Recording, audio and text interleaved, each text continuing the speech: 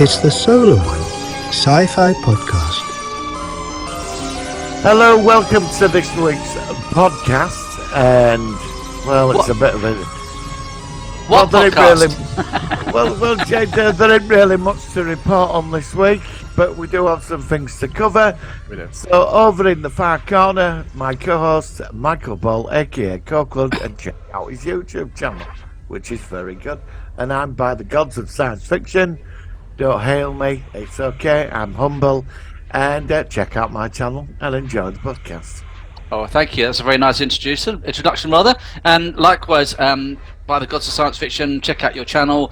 All sorts of stuff you're featuring. You're featuring old shows and these hidden gems, some of which I'm still not encountered yet. So I'd be interested to see how some of these shows. How are your what are your subscribers saying about some of your shows? Are they interested in your in the stuff that you're putting on there? What are they saying about it? Yeah. A lot of them big thanks, because a lot of it we forgot about. Yeah, this is what I like about your channel. I'm a little bit more sort of in sci-fi, a bit more well-known stuff. So, you know, occasionally I like to sort of throw a show on with something I've never heard about. So there we go. When I got in this morning, I started uploading Final Conflict. Oh, okay. That's good. It's never made any sense, did that to me. And it was a stupid... I don't know. I don't think they knew where they were going with it all. It started off well, and then somewhere it just got ridiculous. Haven't we reviewed that? We have reviewed that, haven't we? Earth Final Conflict. Are you prepared to sit through 110 episodes? Oh, no. Maybe I haven't seen that. Earth Final Conflict. It's Gene Roddenberry. He's one of them. Oh, no, I've not seen that. No, I've not seen that. Do you remember when Andromeda came out? Yes, I did remember that. There were there were a time back in, sort of late 90s, Gene Roddenberry had made a bit of a comeback, and there was some TV company, they did a lot of Canadian, they did a lot of sci-fi 90s. We got loads of series, they were quite cheap. Gene Roddenberry did the Questa tapes in the 70s, didn't he? Yeah, well, they sort of took some of his old scripts, like Earth Final Conflict and Andromeda, and redid a thing with them. It was a bit of a thing with they dug up his old stuff, and some of it got made. But I like Andromeda to a point, but it's have we covered Andromeda? I've not seen it. The thing is, yeah, I mean, I know, because I obviously think of him as that Hercules character, I think it was, wasn't it? And there was another one, Xena, wasn't it? He was in this. Yeah. We're all. It was the same actor. It was the same. Yeah, same actor. Well, he's like. What's he like? Is he good? Well, he's like Captain Kirk. It's like the story. The basic story is that the forces of darkness, and it's 1,000 years into the universe. There's the system's Commonwealth. It's like 3 galaxies big inside 1,000,000 worlds. Okay. And it falls overnight. Okay. Because there's some force of darkness that's behind it all. And he gets sucked into a black hole for 300 years and comes out and restores the system's Commonwealth. It was really dark in first series.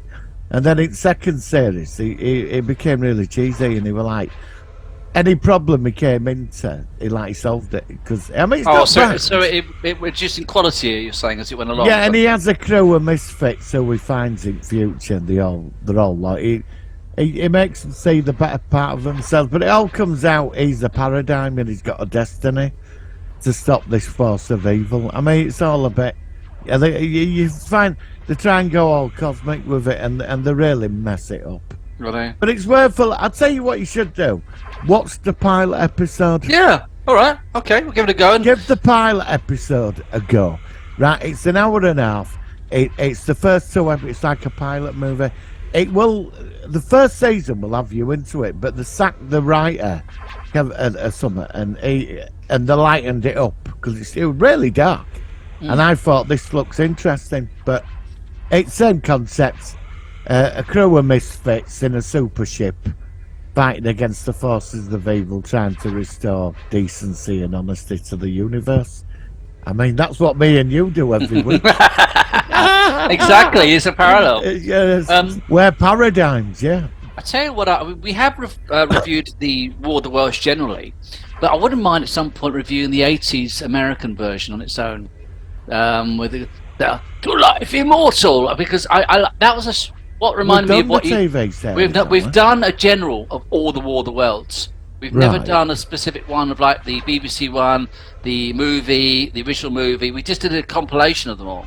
I wouldn't mind at some point talking about the 1988 one, which was made about the same time as The Next Generation by Paramount, and how it changed. I like the first season. The second season completely went a different direction.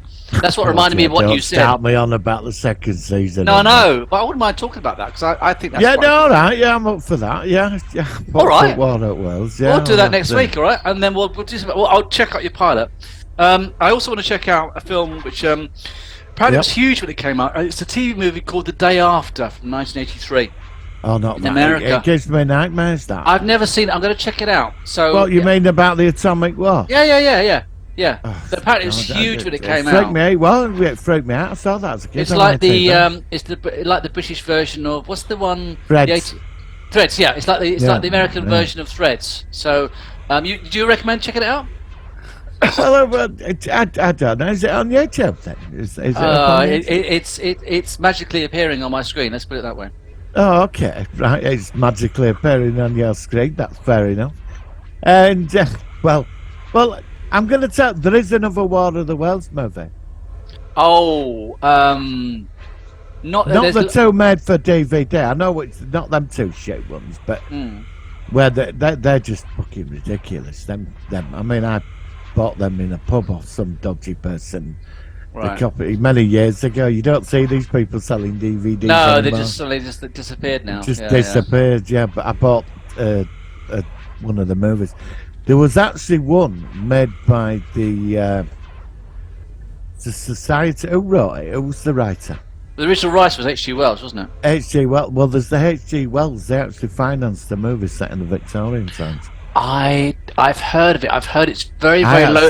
It's a very low production. Apparently, it's a very low production. It was made, if I remember correctly, it was made at a similar time to the Tom Cruise one in about the mid 2000s. Yes, yeah. And I remember it was like a parallel. And I remember that although it had very low production in it, it apparently was the closest ever adaptation of the original books. Yes, it was. In visual form. Obviously, you've got the Jeff Wayne's musical version, which I adore, as you know. But all the TV and movie versions have skewed quite a long way away from the original book, and this is why. Obviously, if we review the '88 version, that's completely away from the H.G. Wells version. But this will be an interesting question next week, whether the '88 version, which is completely different, based on the 1953 movie, is better than the BBC adaptation about 3 or 4 years ago, which was supposed to be closer to the original book. So we'll talk about that next week. Let's do that. I'd love to review that. That'd be a really interesting one. I'd love to do that. But I'd like to.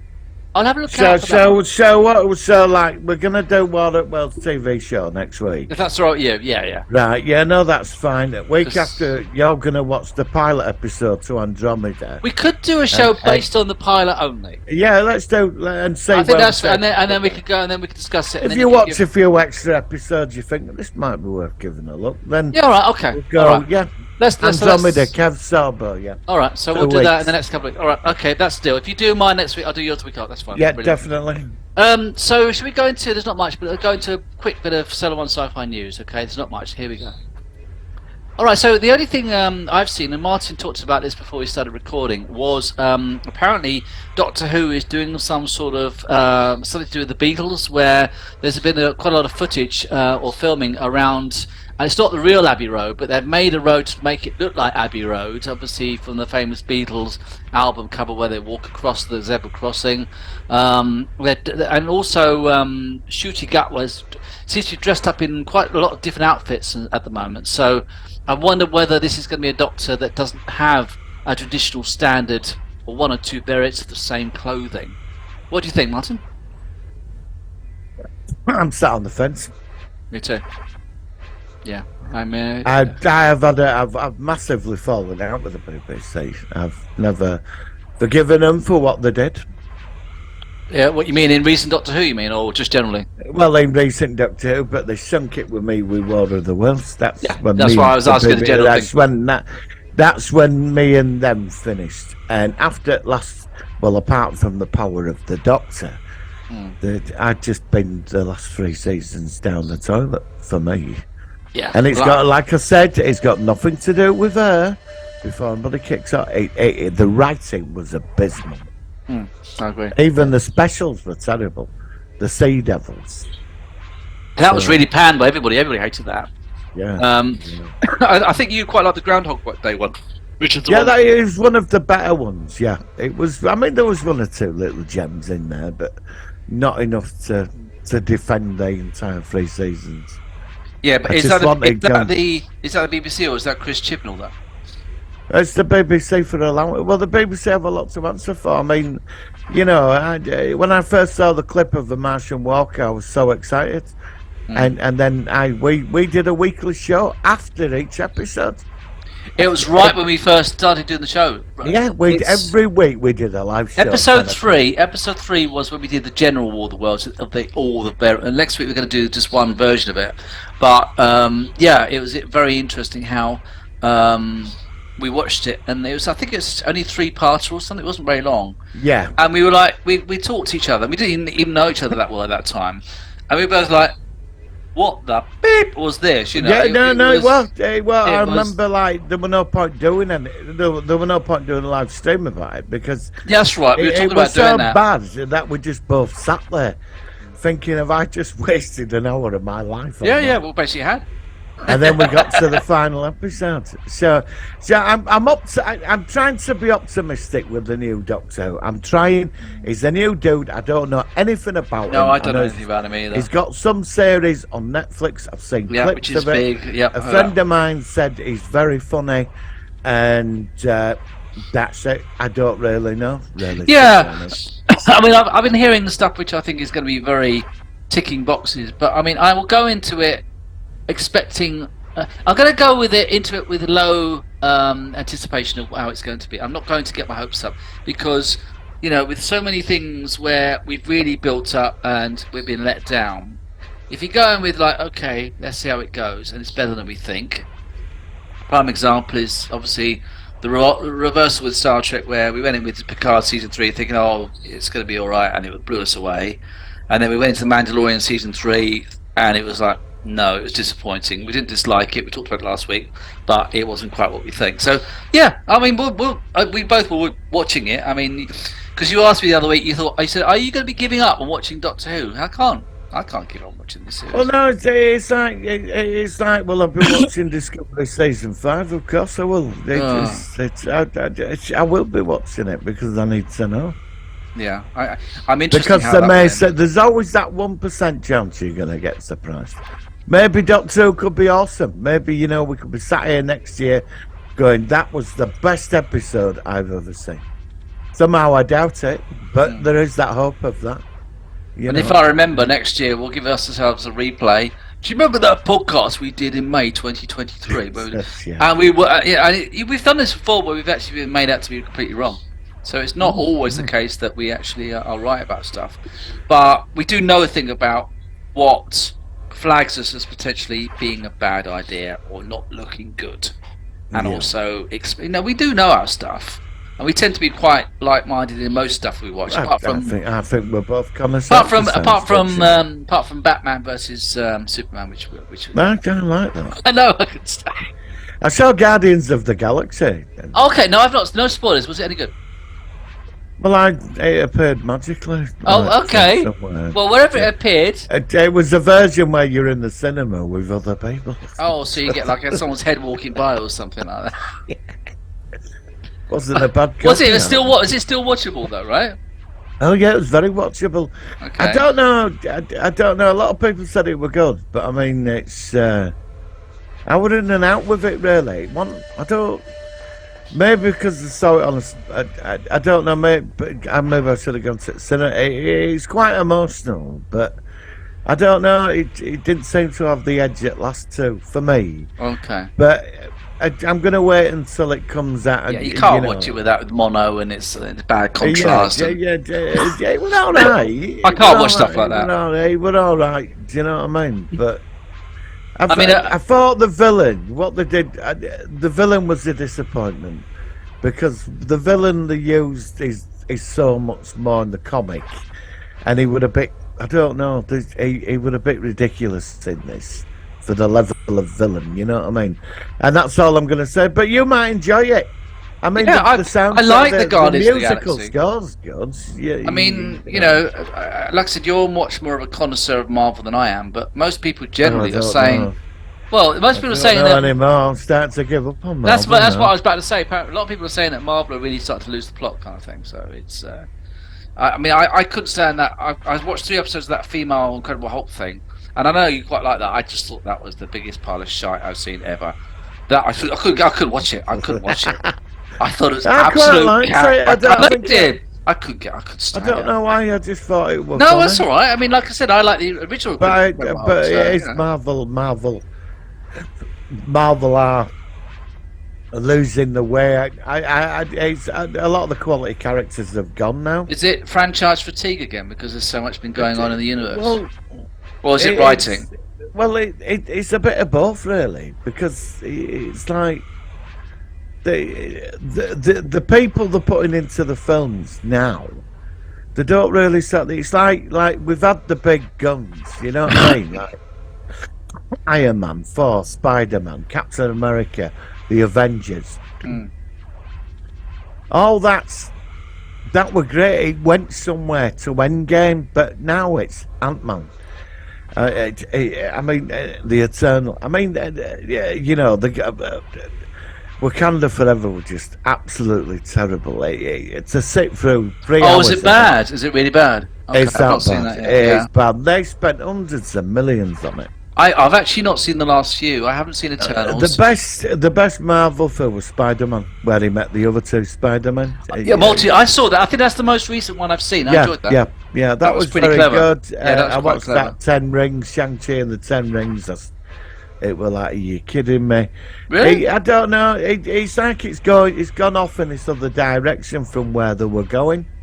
I know where they're meant to be. They're trying to get all cosmic now, and I don't know. Some people are saying that about the Star Wars franchise at the moment because obviously when the Mandalorian came on after the Rise of Skywalker, everybody really liked that, and everybody panned the Rise of Skywalker, and now you know, a lot of people are singing the praises of Andor. I still can't get into it. I tried again the other night and I fell asleep again. I watched. I can't. I don't know what it is. And it was so. I saw Cyril with the milk again with the mother again, and I fell asleep. And I woke up. It was an hour later. I can't watch it. I tried. I want to like it. I want to like it. I can't stand his character. I just can't stand him at all. I just don't know what it is. I just. He's meant to be this big rebellion force, and it's just it don't make it just. I think Rogue One did it for me with him. Rogue One is spectacular. But it just doesn't do it. I mean, Andor's just. I will watch season 2, of course. Yeah, me too. We'll review it as well. But it was terrible.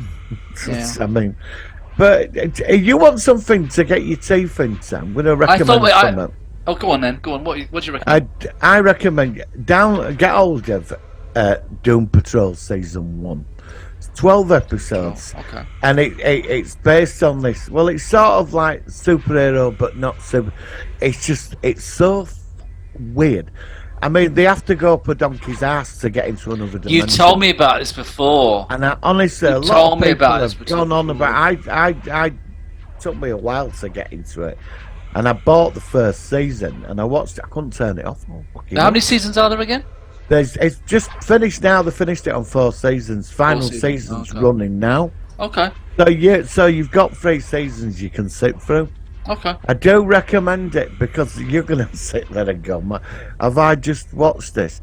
I don't want to spoil it for you, but the cast is Timothy Dalton, Brendan Fraser. I mean, it's an A-list cast. So it's got some big names. Okay. Massive names. All right. You know, I do recommend the first season. All right, sounds good, brilliant. Okay, that's pretty good. I think that's pretty much it for news. So I think shall we go into our focus of the week? Oh, one thing, Section go for it. 31. I Yeah. saw some. I didn't watch the video. I saw it. Jay put up a video about Section 31 or something. Did you watch it? I've seen some of his stuff. I don't think I've seen the Section 30. Oh no, I saw something about. No, I can't remember. Go on. What did he say? I didn't watch it. I just wondered if you'd watched it because I keep forgetting to watch it. I'm going to go back to it today. I think it's happening. I saw something. One of the actor. You remember the actor in Discovery? Oh no, that one ain't. No, not Stargate. Apparently. Oh, Stargate. Sorry. JPEG. James Spader's been approached to come back. Yeah, or something. I've heard. What's going on? I've heard different things. I've heard some of the classic, like Amanda Tapping and Michael Shanks have been approached, and then I've heard that James Spader has been approached. Obviously, the original Daniel Jackson. So I know it's all going off at the moment, and I've even heard that Robert Carlyle's been approached as well. Do you reckon we're going to get Stargate Avengers where everybody? I wonder whether it might start. It might be a multiverse. Maybe what about Stargate multiverse? It could be something. Yeah, Stargate. Yeah, I'd be interested in that. I think it might be because Anubis has destroyed the ascended beings and is now all powerful. But then we could see the gold and Anubis and everything, and then we could see like the motion picture gold who are completely different. And then we could see. I don't know. I might be interested in that. No, seriously, I wouldn't mind checking it out. I'm a big fan of the gold. I think they're fantastic bodies. But they were so different in the original movie. That's what I'm saying. They weren't the parasitic beings that were in the TV show. No. But I did love them in the TV. They're so far up their own backsides, and there's no big agenda with except Anubis. The rest of them, they're just greedy beings, aren't they? More power. Basically. That's it, and that's what I liked about because they kept it quite simple with them. I like that. Yeah. Oh, it's a classic series. It's one of the best. Absolutely. Well, fingers crossed we'll get some more news soon, and something to look forward to. We'll be doing lots of topics about that. I really want to focus on that because it's so good. Right, let's go into this classic movie from the 80s. Let's go. Here we go. It's the Solar Sci-Fi focus of the week.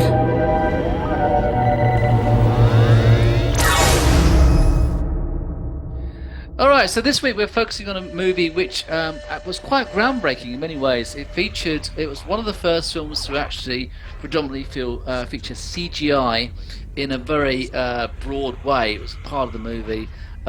It was very clever, and when it came out, I was at the age where I used to be in arcades playing Space Invaders, Galaxian, Galaga, all those wonderful 80s games, and this was right up my alley. And that was from 1982. Tron, which according to Wikipedia is a 1982 American science fiction adventure film written and directed by Steven Leisberger, from a story by Leisberger and Bonnie Birth. The film stars Jeff Bridges, a computer programmer and video game developer who is transported inside the software world of a mainframe computer, where he interacts with programs in his attempt to escape. It also stars Bruce Boxemeyer, David Warner, Sidney Morgan and Bernard Hughes. It also says Tron, along with The Last Starfighter, has the distinction of being one of the cinema's earliest films to use extensive computer-generated imagery, and it's a rare sci-fi movie created by Disney.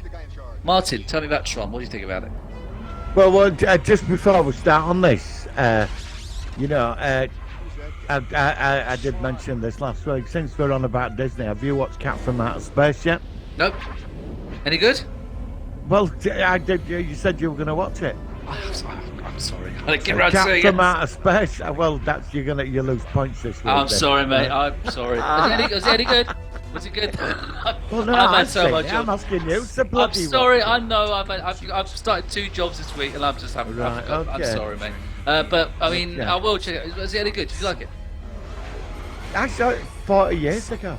I've not seen the fucking thing since. I know. Do you know what? I'll tell you what. Okay. After this recording, send me a reminder link. Oh. Okay. And then a please. I will forget. No, it's fine. I'm sorry. I will do it. I just forgot. I'm really apologise. No, I'm joking. I know, but I feel bad now. I feel guilty now because I feel like I'm letting you down. I'm just swilling. I'm sort of like sinking down into my own kind of.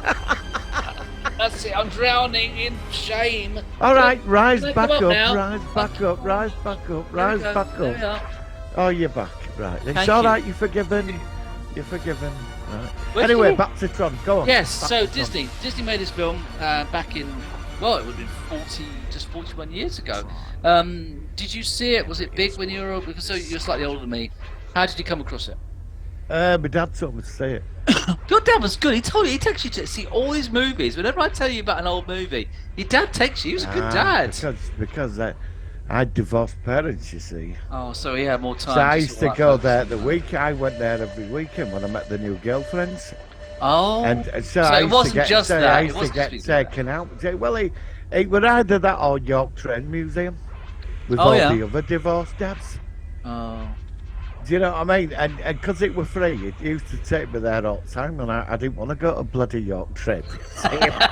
Walking round looking at some train. No, we used to take me to the cinema. It's up to say 2001, actually. Wasn't happy with that. I think he said to me before he saw it, he didn't like it. He didn't know what the hell was going I on. think he was expecting like a Star Wars thing, didn't it?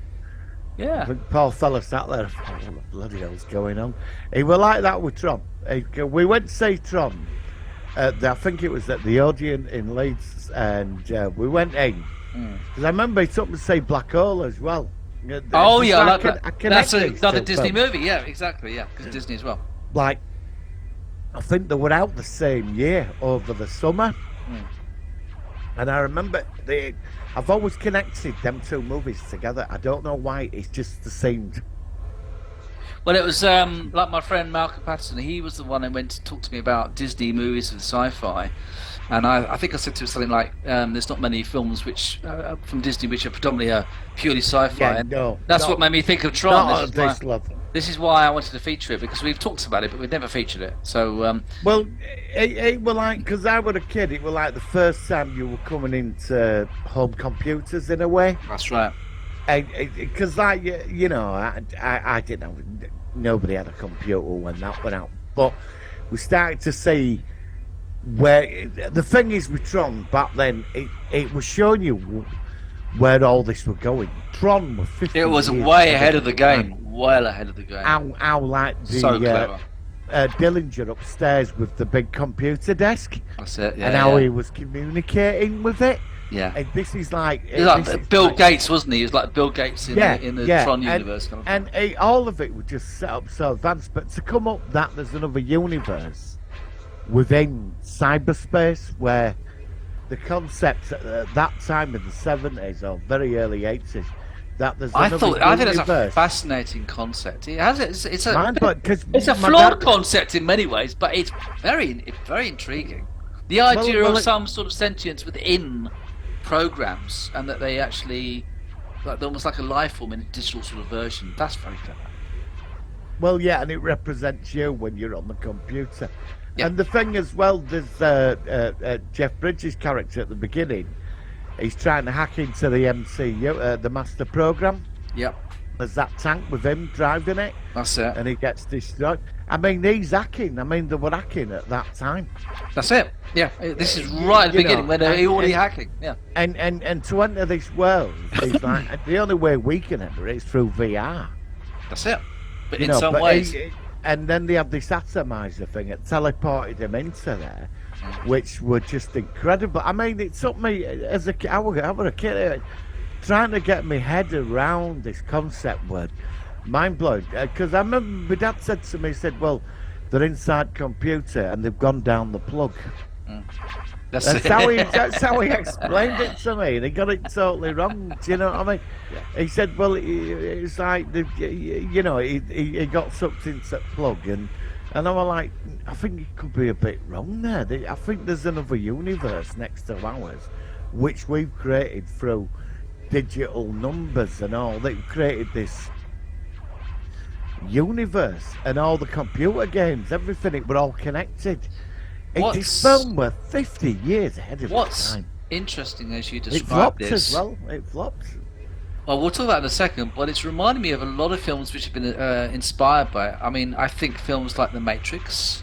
I think Definitely. Ready Player One is another very strong contender. Complete knockoff of that film. That Yeah, is. and it's a complete knockoff of Tron. And of course, Tron. I actually like Ready Player One, but There's one before all them. There's oh, one what's that? before What's all that? them. Okay, what's that? You tell me what that is. Yeah, Lawnmower Man. Oh, well, that was obviously after Tron. That was in between. Yeah, that was but made in that about was- 1990. Yeah, that was inspired by. Yes, Tron, that- I had thought about that link. And this is definitely. it. You see, the sign of a very popular movie. Well, as you just said, it didn't do well, but a very, very good idea is when you get a remake or a variation of the remake. And we've already named 3 movies which are directly and there's been related. There'll be numerous others as well. others. They're the 3 that I could think of. We could think of. Yeah. But you're saying that Tron was a flop. Then it didn't do well. I don't think it did well because I remember Black Hole as well. Disney they were nearly bankrupt because of them 2 movies. It were after Star Wars, wasn't it? They'd sort of gone into Yeah. Star Wars terrified a lot of people, didn't it? Because they brought in all this new stuff and It was I remember when I groundbreaking as first- well. Nobody had absolutely. seen space effects like that before. No. It's like this is fucking Sounds sorry. and the sound Sorry, effects and the but blast. this is unbelievable. Yeah. And then Tron came along, and well, what was it? Was it cartoon? Was it animation? But you know, at that time, I know we know what it is now. But when you're a kid, you're seeing these like computer. They're inside they're not even inside a computer. They're actually inside another universe. Which created we by created. technology, through technology. Yeah, through technology. And of course, yeah. computers are intelligent and they have ways of thinking. Yeah. And it's like we are intelligent as beings and we think. But in this movie, they've kind of come with the association that through technology, they've created this sort of like a universe within our own technology and everything that we use. Yeah. Which again, Yeah, The Matrix did exactly the same with intelligent sentient robots and machines in The Matrix. Well, it's a slightly different variation, but it had a similar premise of insentient technology and something wanted to escape, and there's a lot of links. As we started talking about this today, I didn't really think about the fact that a lot of these films have got a lot of inspiration.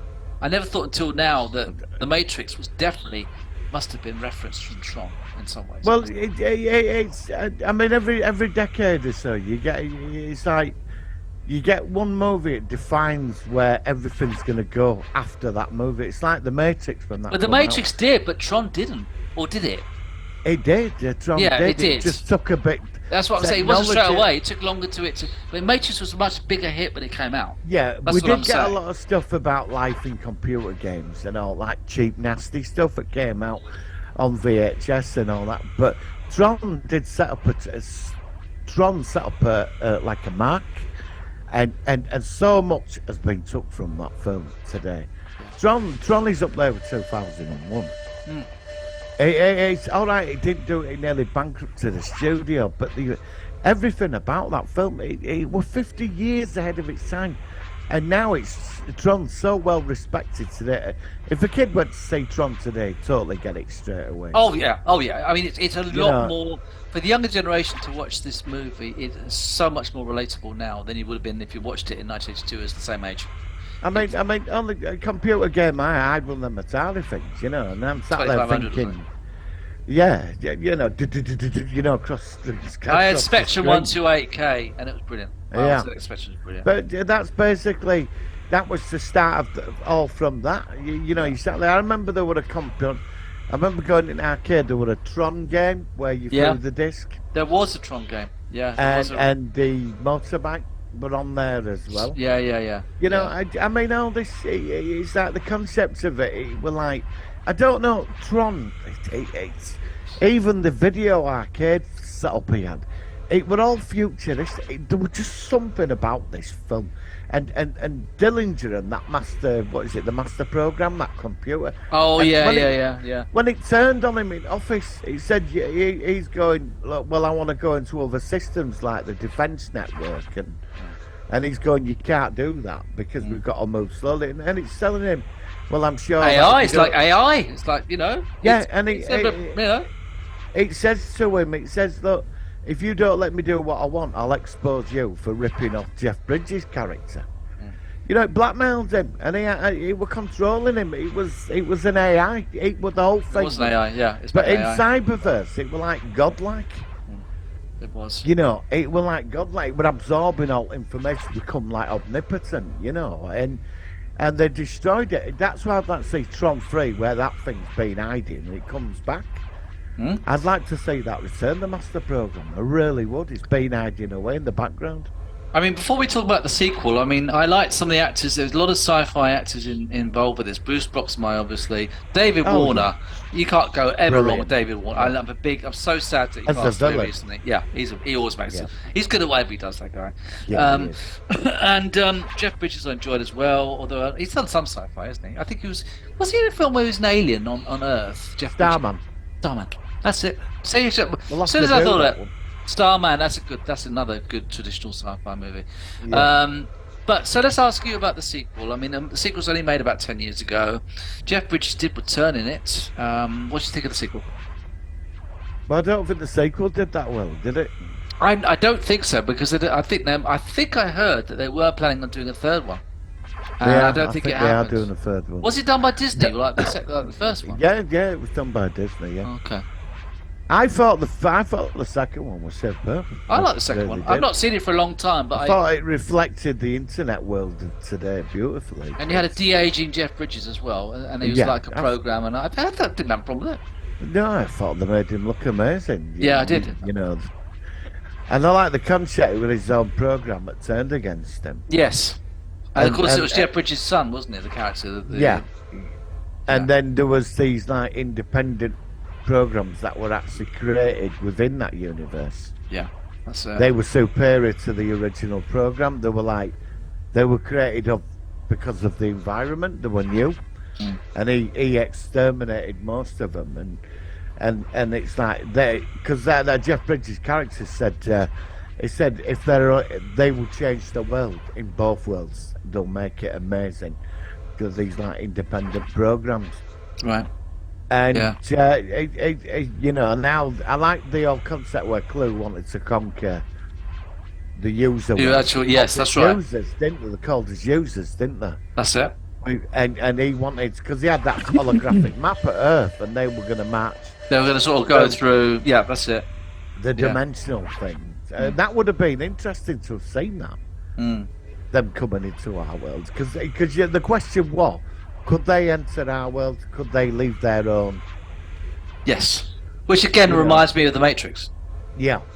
You know, there's a parallel with The Matrix as well in this. And I just loved it. There was something very cyber goth about the whole film, very cyber gothy. Like the guy on the bar.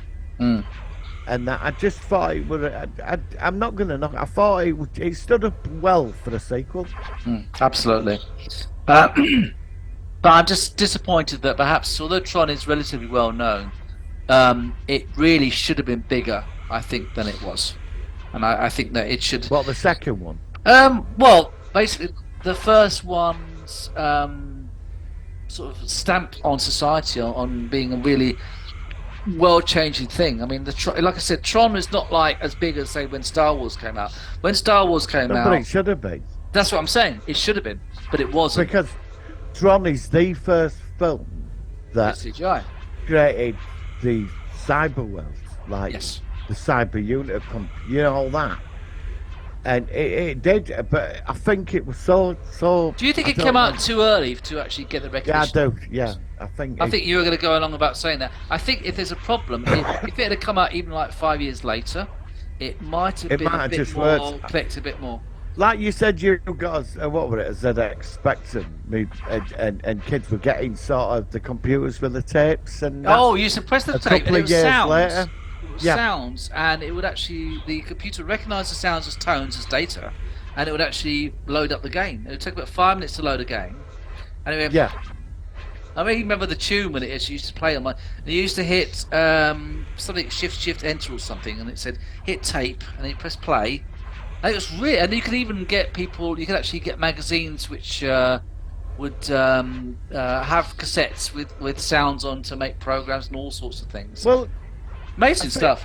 I think a lot of things changed. I'd say about 10 years later. It's like my brother. I've got two brothers. They were kids, and they got like Nintendo game systems, you know, for the birthday or Christmas, and they were quite high spec stuff. It wasn't like the game consoles were changing and the effects and all that. And then my brother, I think in the 90s, he got it for Christmas. He got a PC with a CD drive.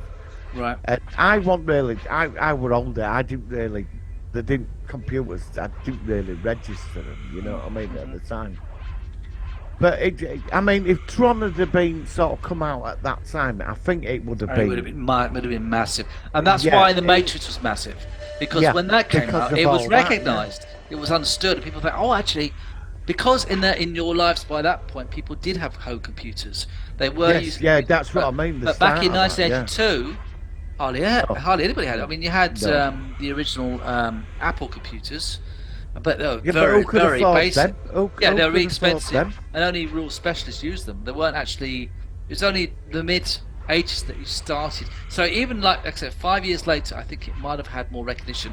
If it had come out by 1999 instead of The Matrix, it would have been bigger than The Matrix. It would have been huge. I watched an episode of The Sweeney from the 70s, right, and it was about computer theft, right? Oh yeah. Right, well, this episode, there was some group of, like, this intelligent guy, because it were all tapes back then, you know, tapes what they used to use. Sure, yeah. Reagan said to his boss, we're going to need, we know they're using it, but we need to use the computer. And boss says to him, this is like 1973, he said, well, we can use it, but it costs £4,000 an hour to use it. But he said, we can't use it because we can't afford it. It's £4,000 an hour. It's for 1972 Yeah. with these big reels. Big spools. Big Yeah, spools. yeah, and Massive he's like, spools. well, you know, we need to catch these. He said, yeah, but it costs £4,000 an hour to use one of these things, and we've only got two of them. Yeah. You see, from my perspective with science fiction, what I love is when you get a story where it does have, it's well ahead of its time, and you can see, like we've already discussed, how ahead of its time this film was, and that's why it's so special. I did say, I remember an episode at $6 Million Man where something's controlling machines, and he finds it's a computer that's alive. Yeah, And sentient. It's sort of sentient, but it's controlling vehicles. And Okay. There's no it couldn't have controlled vehicles. It needs chips and things to go inside, but it just controls them. But that were like the concept then, that there's a computer.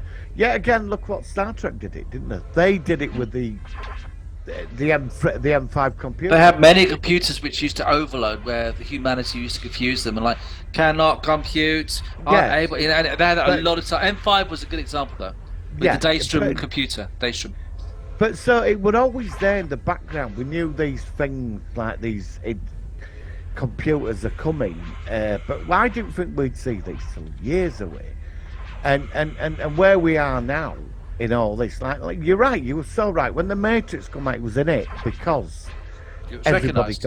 everybody Got it. sat in that cinema and they got it. And people didn't get Tron. It was because it But was too if heavy. Tron had come out instead, Like I said, it would have been huge. Tron would have been taken to the levels it should have gone to. Yeah. Tron's only problem, it was so far ahead of its time. Which surprises They got me. it. Which surprises me that the sequel to Tron wasn't bigger, because although when that was made, you would recognise it, and I it think I wasn't. have an explanation for that. Go on, but what's that? You can say I'm wrong. No, go on, go for it.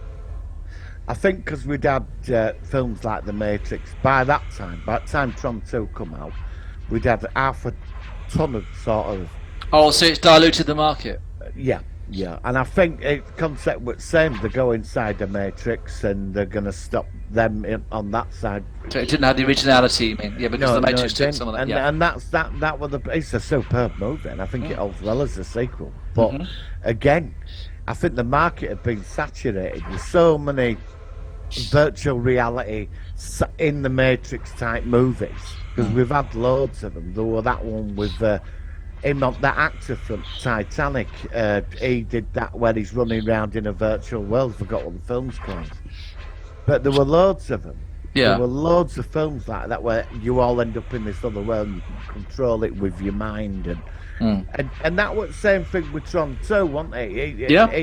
It offered, well, it was different, but it was still the same concept. And I think by that time people were like, yeah, well, it's not anything different. Enthusiasts like me and you, we were excited about it because you know what's going on. It's a bit like how we're excited with AI now, because although it's sort of like, you know, people who are on that way, they know, not excited is not the right word, but we know how big it is.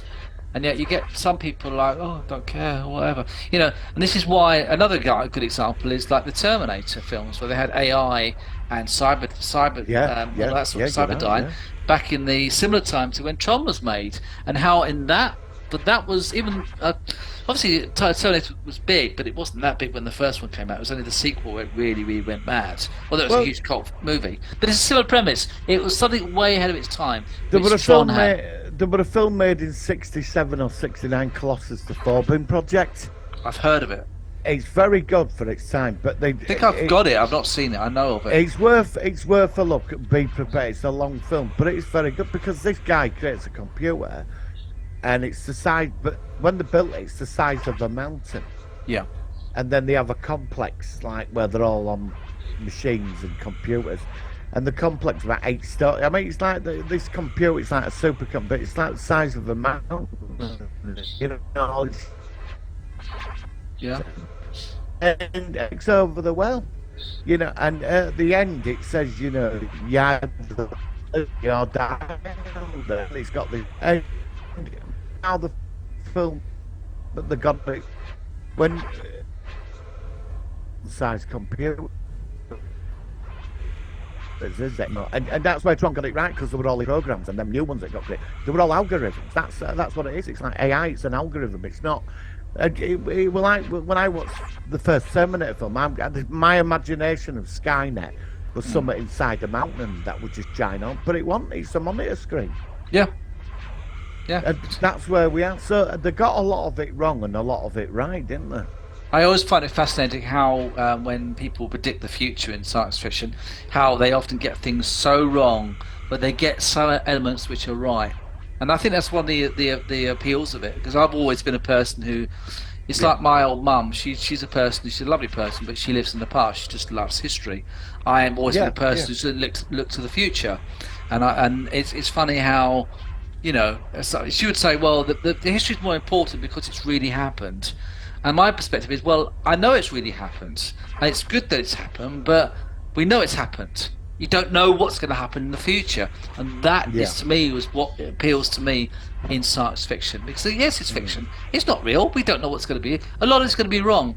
But a lot of elements in science fiction are based on things which do happen eventually in some form, just not exactly how it's depicted. And I think that's going back to Tron, how in that aspect it was spot on, and I absolutely loved it. I feel sorry for Tron, because the first one came out so many decades earlier that nobody really got it. And then when we finally got a sequel, the market had been so saturated with that concept. Twice it just got hammered out of existence. Yet in like science fiction terms, both movies are looked at as being something rather amazing, but they never got the standing for what they should have been. One too early and one saturated. I've got a question for you. How would you feel if they made a contemporary Tron TV series, a big budget, expensive series? They did. They did. Yeah. What, proper actually was Tron? They made the Tron series, yeah. Oh, Jesus Christ, I never heard of that. Okay, yes, they made kind of done very well. Episodes. I think it might have been more, actually. No, it was a cartoon series set before the second movie. There was another threat. Okay. What about a live action, though? I've seen some of it. I think it's on YouTube, some of it. They've spent a lot of money on this, because when they made Tron 2, they were like side projects. Oh, they did sort of like they did one with the Matrix as well, didn't they? Yeah, but I think they made either 60 or 22 episodes of a CGI cartoon series. So what's it like then? Is it? I mean, I'm not into it. I have only seen one or two of them. I caught them on YouTube, and they were awful. You can swear. No, it was just terrible. I tried. I thought, oh, this looks interesting, and I couldn't get into it. I'm like you. I'm in and out with animation. I really find it hard to watch animated stuff. stuff. So I couldn't get into it. But that I suppose that's it. It's set between the first and second film. Okay, that sounds interesting. Yeah. It's a bit weird. But do you think then, going back to my suggestion, if they made a proper new live-action version of Tron, I would love to watch that. I'd definitely watch that. I think a 10-part TV series would definitely work. Like a TV movie or TV series or something. Yeah, I got what you're saying. But you say problem with Tron, you say poor Tron, and I do feel for Tron. It's beautiful. It's art. It's Tron. But what they're going to do in the third one? I mean, it's going to be pretty basic, isn't it? It's going to be about the So it would have to be a coming remake. into our world, isn't it? That's what. Or there's something new that's independent, and then it's a threat. I mean, what can it go down? I mean, what's it? Or we get something up its ass where it's a merger between us and them and the evolution. I mean, you could. They're the three paths you can go with it. Where do you go with it? Where would you take Well, it? I think they'd have to do a remake, do the original one again. Really? Well, I think so. Although Interesting. I think that I would prefer to see a sequel, I would have thought that get people in, what they could do is do a remake of the original movie and then maybe use elements of the second movie and maybe then proceed from those two original movies into its own direction. You're fascinated, but I wouldn't have thought of that. I wouldn't have thought of that. You totally caught me off guard. I All wouldn't right, have thought is that a good thing or a bad thing? No, it's a good thing because I like in my head I've got You've got your own perspective of either what a you think. TV series or a third movie sort of maps out where they could go with it. Yeah. I wouldn't have thought about a total reboot. I don't know if a reboot would work though, would it? I don't know. I don't know. It doesn't normally work. That's just what came to my mind. I don't know why. It just did. You say it were like Matrix 4, wasn't it? Oh yeah, I like the Matrix 4. It was all right. I didn't dislike It was all right, but it wasn't like we wasn't all like- sat there with yeah. like excitement for it and It wasn't quite. Yeah. expecting something like the first or last one, and it was all right. I'm not knocking it. No, I don't dislike it, But it they was didn't weaker. do anything different with it, did they? There were nothing different with it at all. They was it? did try some different things. The way that I mean, like Nero. I need to see it again. I like the fourth one, No, I do. but I just film. no, but I something about it that's not quite the same as the others. I know what Yeah. you mean, but I can't quite put my finger on it. But again, it's like the Tron thing, isn't it? Maybe Matrix had its time back in the 90s. You know, Yeah, that's it where could it be. belongs. And when Could they be. brought that back 20 odd years later, it were like, yeah, all right. Because I suppose we knew we were going to get the big special effects extravaganza. We got that, but the story was pretty lame, wasn't it? Really. Yeah, it wasn't very. You know, and so, but what I'm trying to say is, it's like if they're going to do Tron 3, they're going to have to do something original. Because if they don't, the Tron's just going to go the same way as the other two. But it would be I mean, hard if for the them. lights. But it would be hard for them to do it original because of, as you say, they've saturated the market with similar based films and TV shows. So it'd be very hard for it to have its own unique ident when it initially, the first one, instigated a lot of this stuff in the first place. Yeah, but it took them don't forget as well, it took them nearly 40 years to make a sequel. Yes, to it Tron. did. It did. It was a long time. 40 years. I mean, they could have made a sequel. I mean, if Tron had been made at the same time as The Matrix with them type of effects. Oh, that would have been interesting, wouldn't it? Tron would have been yeah. like the Matrix of today. That's what I've already said. It's just it's the problem with Tron. It's not the story. It just got released at the wrong time. First time, nobody. Yeah, but I could think we've sort of understand it. worked that out as we discussed this today. We've kind of Yeah. realised. And then Well. oversaturation. Yeah, it's kind of the wrong end, and now it's the other end. So it's. Well, that's what I mean. If I said to you, how many films have you seen in the cyberverse? I bet you could quote off about 20, 30 movies over the last 20 years. There's that many. You know, I know they go at it with different, and you get one or two that are good, like Lawnmower Man. And then we got the sequel. Lawnmower Man was clever. I never saw the sequel to that. Don't bother. No, I like the original one. Yeah, it's bad. It's Okay, bad. that one. I mean, Max Headroom. I mean, that came. Max Headroom's another example. That was genius. That was an AI Yeah. thing moving around. Yes, it was. Yeah. I mean, it was there. I mean, every now and again out of this cyber, you do get that unique touch. But Tron should have been everything in that, not just where it is. It should have been the whole bloody concept of it all, and it never did it. No. And it's such a shame because I love Tron. I mean, it's one of the best films ever made. All right, so let's wrap this up. What would you give Tron out of 10? I think you're going to give it a high score. I'm going to give it an 8. Oh, okay. I thought it'd be higher than that. Okay, give it 8. I'd like. Okay. I don't know. It's not fair though, is it? It's not fair because because situations, time It's a hard works one. against It's a hard them, one. Yes. and that's its problem. No, fuck it. I'm gonna give it a 10. I'm gonna. I thought that's what you're going to give. Yeah, I just thought it's unfair to give it an 8 because it's not the marketing or whatever. It wasn't its fault. It was a piece of genius that was released too early. Yeah, I think I'll give it. I'm going to be in between your two scores. I'll give it a 9. I really liked it. I think I think that, as you say, once again, I mean, obviously it looks dated now, but that's not its fault. It was made a long time ago, but it was so groundbreaking. I like the characters, I like the ideas, and it's a very solid original idea, which really did shape a lot of modern science fiction. So it's a 9 from me. So that's a pretty good score. So that's pretty good. Yeah. Martin, thank you very much for reviewing that. It's been a really interesting. We've had some good discussion about some contemporary shows and movies and how it went. And I'm really glad that you appreciated, like I did, just that it was something special, something unique. Yeah, but we need to get back to the classics, the Cat from Outer Space. This is what we need to get back. Send me a text when we're done. I'll forget that bloody thing. I'm only joking. Now listen, we're going to finish off now. Now next week we're going to do this 80s version of the War of the Worlds, because I love the 1953 movie, and it didn't have much to do with the 1953 movie, but I'd love to get that. I know the season 1 very well. Season 2 I can't remember so well, but I'll talk about that. It should be a good one. So that's about it. So this week I'm going to end with a very short, very interesting interview with John Pertwee interviewing William Shatner. It was done a long time ago. And when John Pertwee talks about Doctor Who to William Shatner, you can tell that William Shatner hasn't got a clue what Doctor Who is, which is quite amusing. So I think this is worth a share. Martin, thank you very much. Really good week for discussion this week. Thank you so much. We'll catch you next week on the Solar One Sci-Fi podcast. Live long and prosper. That'll be £10, please, Gov. There you go. Thanks. Isleworth, Middlesex. Final frontier. My mission, to go by satellite to the bridge of the Enterprise. To seek out and interview Captain James T. Kirk. To boldly go where no ex-Time Lord had gone before. None, sir. It's amazing our paths haven't crossed before. We both started fighting intergalactic evil 30 years ago. Me in my TARDIS, him on his starship. I'd heard of him, but would he have heard of me? Doctor Who has been around for 30 years? Yes. That's why I'm surprised you haven't heard of it. Oh, I knew that.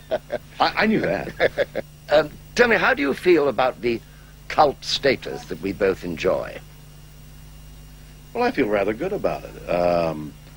It's cult has an ominous tone to the word, but in our case, it means people communicate their caring and love for the shows that we're in on a very personal basis, and so they meet and talk, and they're less and less furtive about it. We've both moved on to other projects. Wurzel Gummidge for me, and there's a whole Shatner season on Sky.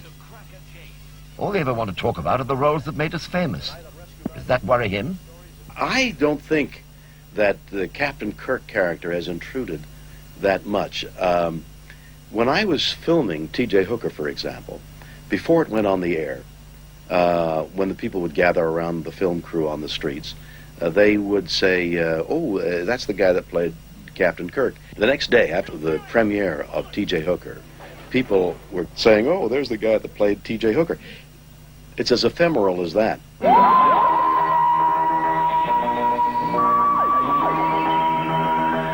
There's another parallel. I handed over to a new doctor 20 years ago. Kirk, too, has stepped down in favor of a new generation. And in the new Star Trek movie, Kirk boldly goes. For good. Is it really the end for Captain Kirk? I believe it is, John. I believe that this is the last of time I will appear as Captain Kirk. Much to my regret, I'm in the midst of filming the movie right now. I came off the soundstage late last night, and I'm off for a few weeks while the Next Generation cast goes to work, and then I come back. And I left the bridge of the Enterprise with a great deal of sadness. That was my last time there. I don't have any question about that. Doctor Who may be Steven Spielberg's next big project. Really? How would you like to play the lead role? Because he won't offer it to me. Right. Well, I think perhaps I could play it, don't you? I think you could. You think Yes, I think you could. William Shatner As Doctor Who? Oh, there's a thought. Well, there's only one thing for me to say after all that. Beam me up, Scotty!